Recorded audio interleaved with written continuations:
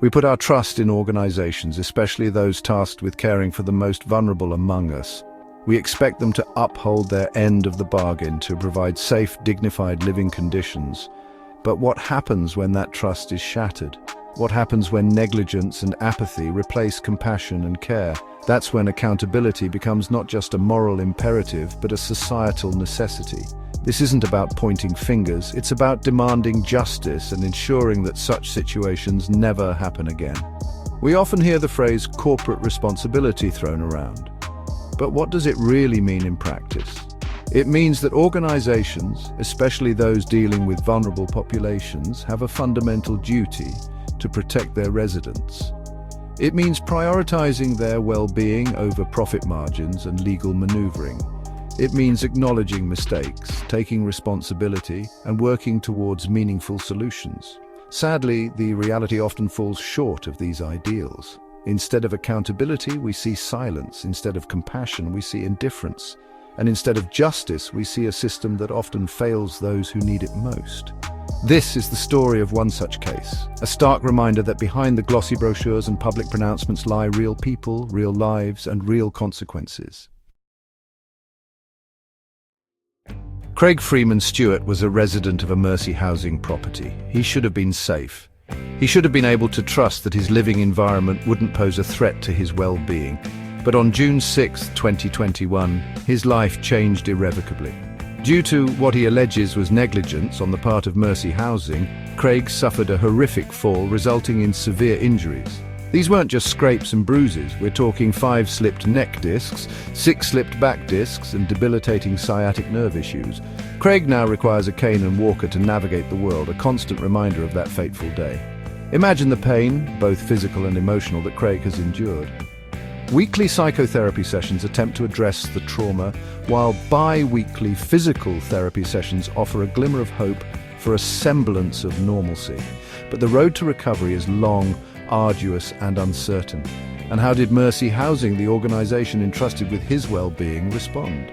According to Craig, with silence, with indifference, with an aggressive legal team from a $100 million law firm. Instead of offering support, they chose confrontation. Instead of extending a helping hand, they lawyered up.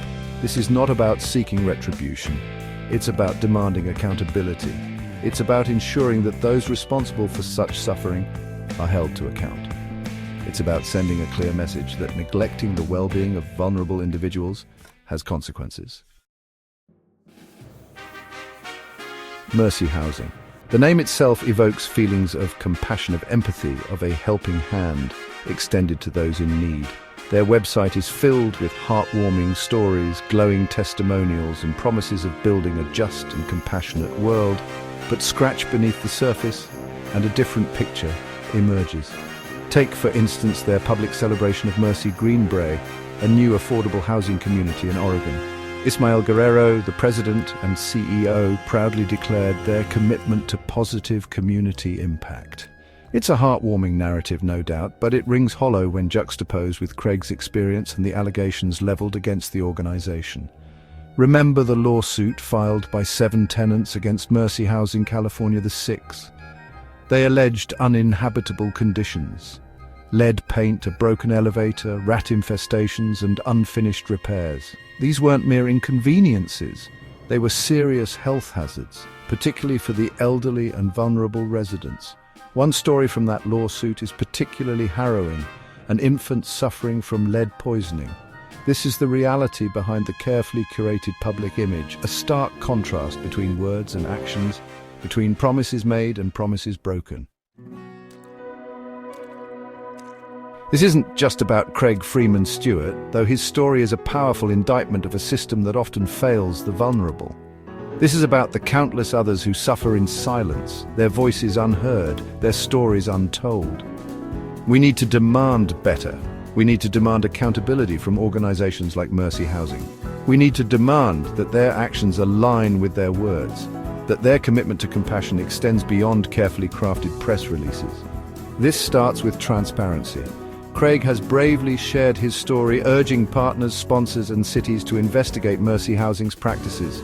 We need more whistleblowers, more people willing to shed light on such injustices. But it can't stop there.